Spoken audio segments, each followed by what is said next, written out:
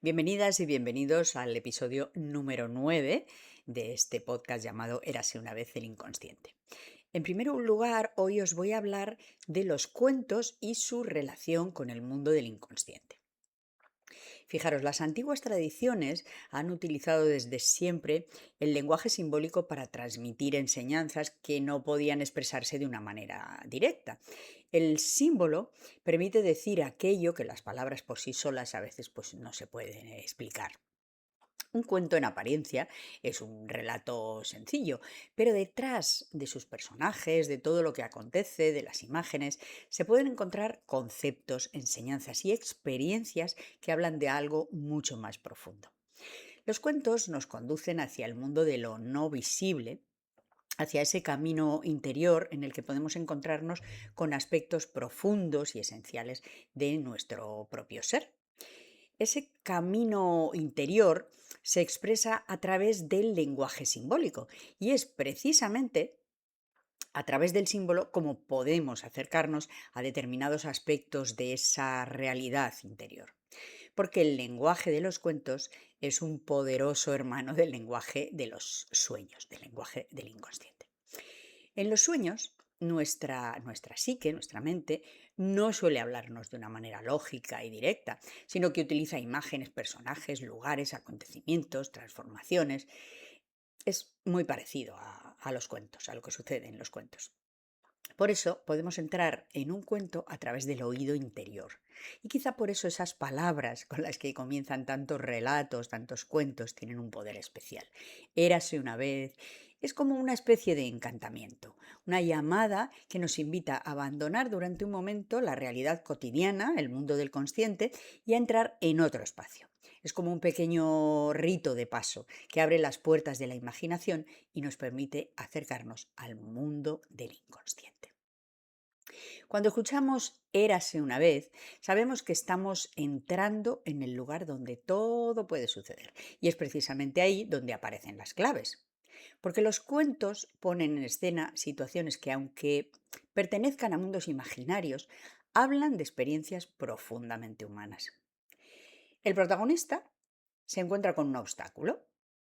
Tiene que atravesar una dificultad. A veces se pierde, a veces tiene miedo, a veces tiene que enfrentarse a algo que no comprende, pero es precisamente en el encuentro con ese obstáculo donde puede producirse algo inesperado. Aparecen recursos que permanecían ocultos.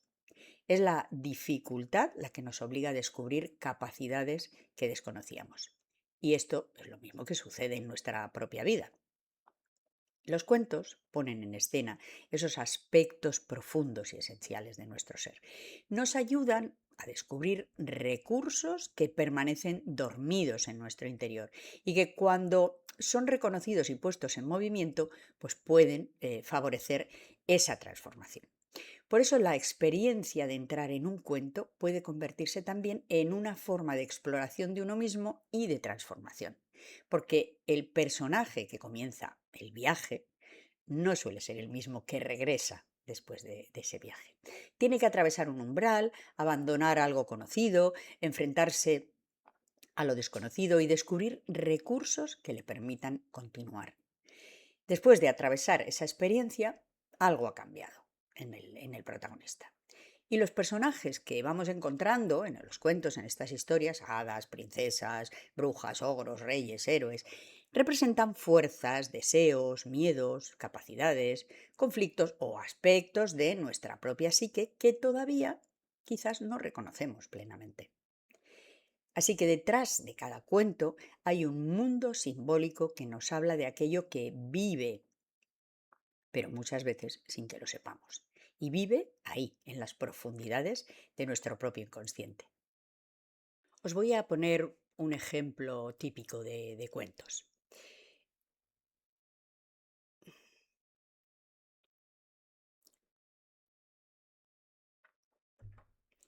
Os voy a poner un ejemplo típico de cuentos. Los personajes que suele haber pues son un rey, una princesa, un héroe o un príncipe, un hechicero o un dragón y después personajes o animales, algunos que nos ayudan y otros que nos obstaculizan en el camino. Todo esto forma parte de ese lenguaje simbólico en el que cada personaje representa una fuerza, una cualidad o un aspecto de nuestra propia mente. Imaginemos, por ejemplo, un reino en el que existe una princesa que ha sido encerrada o hechizada. El rey descubre lo que está sucediendo y busca a un héroe entre su reino que pueda emprender el camino para liberarla. A partir de ese momento comienza un viaje en el que van a aparecer obstáculos, peligros, animales, monstruos y también personajes que ofrecen ayuda.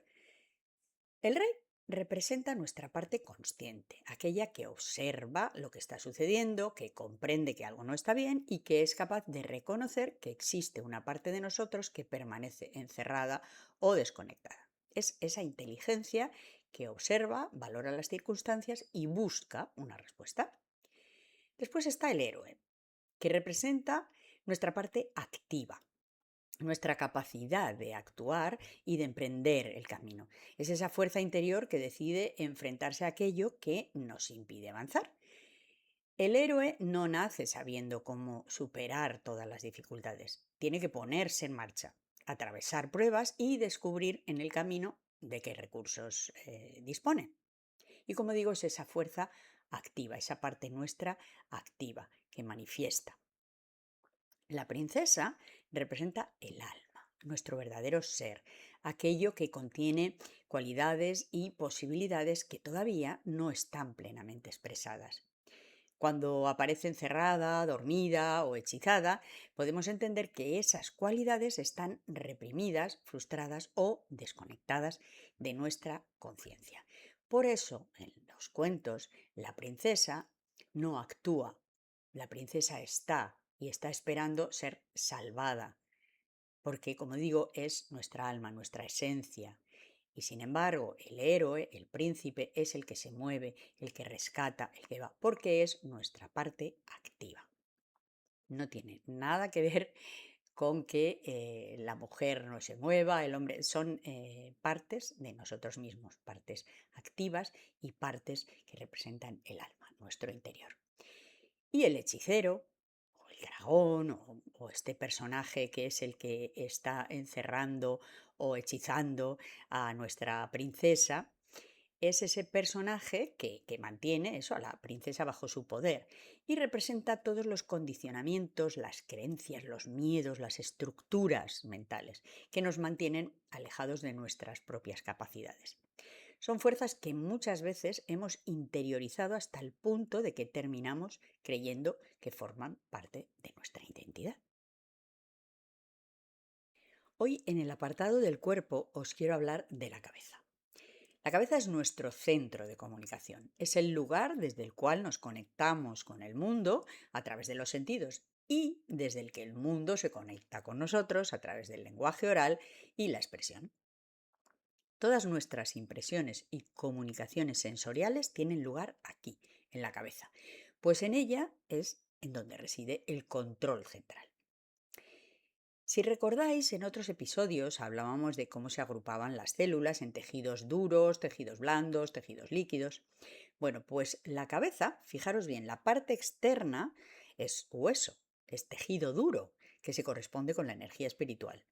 Pero dentro es tejido blando, que representa la energía mental, y tejido líquido, energía emocional. O sea que la parte externa es tejido duro y la parte interna tejido blando y líquido. El resto del cuerpo, sin embargo, es al revés. El tejido duro, el esqueleto, está en el interior y es el tejido blando y el tejido líquido lo que recubre este tejido duro. Aquí vemos que la cabeza, que representa la abstracción y nuestra conexión con el infinito, es esencialmente espiritual. Y la energía mental y emocional, tejido blando y tejido líquido, está dentro, está al servicio de esa energía espiritual. La cabeza, que como os he dicho, pertenece al reino de la abstracción, cuando la energía entra en la materia, baja por el cuello y empieza a funcionar a través del cuerpo físico, de nuestro movimiento, de nuestra dirección. Si, por ejemplo, tenemos dolor de cabeza, es porque las arterias de la cabeza se han estrangulado y aceleran el pulso sanguíneo. La sangre que transporta nuestros sentimientos, sobre todo los relacionados con el amor y la aceptación, así como los opuestos, el odio, la ira, el rechazo, pues a través de esas arterias y venas damos y recibimos amor. Por tanto, el estrangulamiento de esas venas de la cabeza indica que hay una incapacidad para expresar o recibir tales sentimientos. Permitir que los propios sentimientos afloren libremente o recibir esa expresión emocional de otra persona no siempre resulta fácil, ya que podemos experimentarnos en la cabeza, pero luego tenemos que trasladarlos a través del cuerpo, que es más denso y sólido. De esta forma, se puede originar a veces una separación entre la relación psicosomática. El cuerpo experimenta una cosa y la cabeza otra, y a veces somos incapaces de conciliar ambas. La cabeza es el lugar en el que nos retiramos, donde nos alejamos del mundo. Es el punto en el que podemos desarrollar y alcanzar los niveles más altos de conciencia. Desde la cabeza comunicamos con el mundo físico que nos rodea, con nuestro mundo interior y con las esferas supremas que se hallan por encima de nosotros. Cada sector de la cabeza representa un aspecto distinto de esta comunicación expansiva. Recibe impresiones y sensaciones del cuerpo y las remite al exterior. Sin embargo, cuando la cabeza se halla separada del cuerpo, la comunicación queda bloqueada y detenida. En el apartado de los símbolos, hoy os voy a hablar de algunas acciones agresoras o agresivas y lo que significa la interpretación que podemos darle cuando suceden durante un sueño o durante un ejercicio de sueño despierto. Por ejemplo, cuando hay una agresión general, si somos los agredidos en ese sueño o en ese ejercicio, fijaros bien, simboliza que vamos a recibir una ayuda que no esperamos. Sin embargo, si somos los agresores, significa que nuestros proyectos no se van a terminar de realizar por cierta precipitación, aunque esto quizás nos permita aprender algo y buscar una vía mejor. Y si es muy, muy, muy angustiosa esa agresión, fijaros que nos está diciendo que quizás ese infortunio va a amenazar a algún amigo, a alguien cercano. Otro ejemplo muy curioso, una bofetada. Si en el sueño o ejercicio nos visualizamos dando una bofetada a alguien, el significado es que podemos ser víctimas de una injusticia o estamos siendo víctimas de una injusticia. Es curioso porque el significado parece el contrario del lógico, pero ya sabéis que en el mundo del inconsciente la lógica no tiene mucho que hacer. Y sin embargo, si imaginamos que recibimos esa bofetada, lo que está simbolizando es que alguien que nos ha perjudicado o que nos está perjudicando, bueno, pues se va a hacer justicia, va a recibir su merecido o se va a dar cuenta de lo que ha hecho. Un asalto, por ejemplo. Si somos asaltados, pues significa que no nos van a faltar bienes materiales. Fijaros qué curioso. Si somos los asaltadores, lo que nos está queriendo decir es que quizás lo que estamos haciendo está siendo un poco temeroso, ¿eh? Y si somos asaltados por soldados, nos está indicando que vamos a necesitar valor y decisión para lograr algo en lo que estemos metidos o en lo que estemos pensando hacer. Un asedio. Si realizamos un asedio contra un lugar o contra unas personas, lo que está significando es que nos queda poco para conseguir algún proyecto, alguna meta que tenemos entre manos. Y si nos encontramos dentro de un lugar que está siendo asediado, esto ya es más lógico. Nos está indicando que estamos en un momento crítico y lo que nos aconseja es que tenemos que hacer un cambio radical. Ahora vamos a imaginar una batalla, que ha aparecido una batalla en uno de nuestros sueños o un ejercicio de, como os digo, de sueño despierto.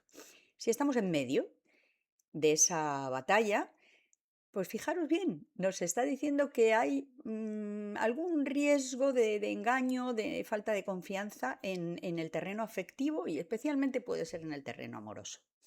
Si vemos la batalla, pero no participamos, sin embargo, simboliza triunfo sobre algún asunto en el que hay personas que no nos quieren muy bien.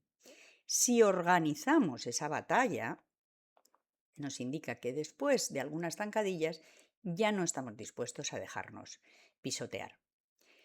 Si nos hieren en esa batalla, hay que vigilar un poquito la salud y depende la parte del cuerpo en la que esté la herida, nos está indicando dónde tenemos que poner un poquito de cuidado. Si ganamos la batalla, aquí sí tiene más lógica, nos habla de éxitos. Y si la perdemos, nos habla de pérdida o bajada de categoría o una cierta humillación. Si vemos una batalla naval, simboliza suerte. Fijaros qué curioso. Vamos a hablar de capturar.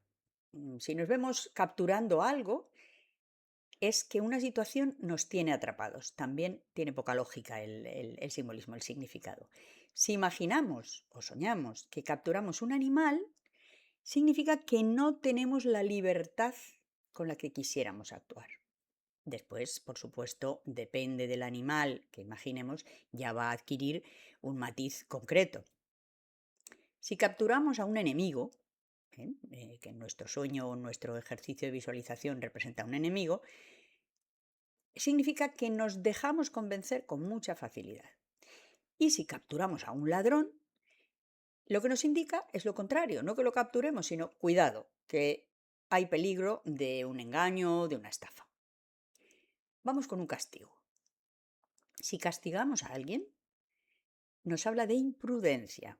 Y si nos castigan a nosotros, de derrota en algún aspecto. Y por último, crueldad. Cuando en un sueño, en un ejercicio hay algún acto cruel, si somos nosotros mismos los que somos crueles, es que no nos atrevemos a decir lo que nos incomoda. Y si alguien o algo, algún personaje, es cruel con nosotros, es que pensamos que no se están respetando nuestros pensamientos o nuestras ideas.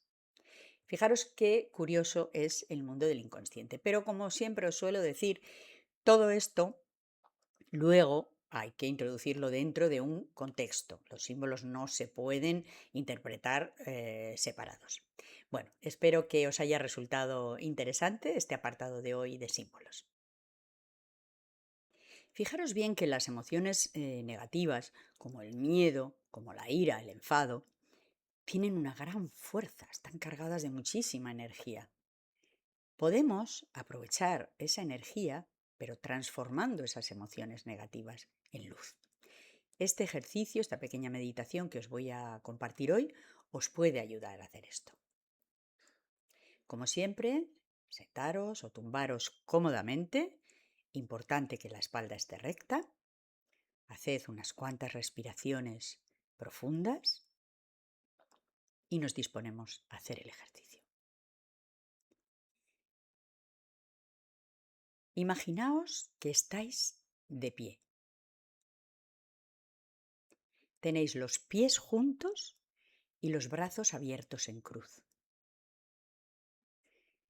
Imaginad que a una cierta distancia veis la galaxia principal. Y ahí hay un sol, no el sol de la Tierra, el sol de la galaxia principal. Un enorme y potente sol. Y ahora vais a imaginar que abrís vuestro plexo solar y os llega un rayo de ese enorme y cálido sol. Entra por vuestro plexo solar y llena todo vuestro cuerpo. Ahora imaginad que abrís las piernas y esa energía solar que habéis recibido en todo vuestro cuerpo baja hacia la Tierra. Se introduce en la Tierra. Y ahora notad cómo esa energía solar fluye de abajo arriba y viceversa. Fluye desde vuestro cuerpo hacia la Tierra, hasta lo más profundo de la Tierra, y desde esa profundidad de la Tierra vuelve a subir por vuestro cuerpo. es un flujo continuo. Quedaos así algunos minutos, sintiendo ese flujo de energía solar, esa fuerza y esa calidez. Ahora cerrad las piernas, vuestros brazos dejan de estar en cruz, situar vuestras manos delante de vosotros, una frente a la otra. Imaginad como si tuvierais una esfera entre ellas y entonces vais moviendo esas manos. Dentro de vuestras manos sentís que hay partículas oscuras que representan esas emociones negativas. Vais moviendo esas manos, vais moviendo esas partículas. Y ahora toda esa energía solar que habéis recibido llega a vuestras manos, llega al interior de vuestras manos, a esa imaginaria esfera llena de partículas oscuras, negativas. Esa energía solar va a ir transformando esas partículas de esas emociones en semillas de luz. Las va a ir transformando en pequeñas semillas de luz, pequeñas pero potentes semillas de luz. Cuando sintáis que todas esas partículas ya se han convertido en semillas de luz, abrid vuestras manos y dejad que esas semillas de luz salgan hacia el exterior, vayan cayendo hacia la tierra para fertilizar y sanar esa tierra. Os podéis quedar así unos minutos y cuando lo deseéis, abrís vuestros ojos y volvéis al mundo consciente. Y colorín colorado, este episodio se ha acabado. Si te ha gustado este episodio, puedes suscribirte al canal de YouTube o escuchar el podcast en Spotify o seguirme en Instagram. Y si quieres participar en algún ejercicio de exploración o hacer cualquier pregunta o sugerencia o saber algo sobre los servicios que ofrezco, puedes contactarme por WhatsApp. Todos los datos los tienes aquí abajo.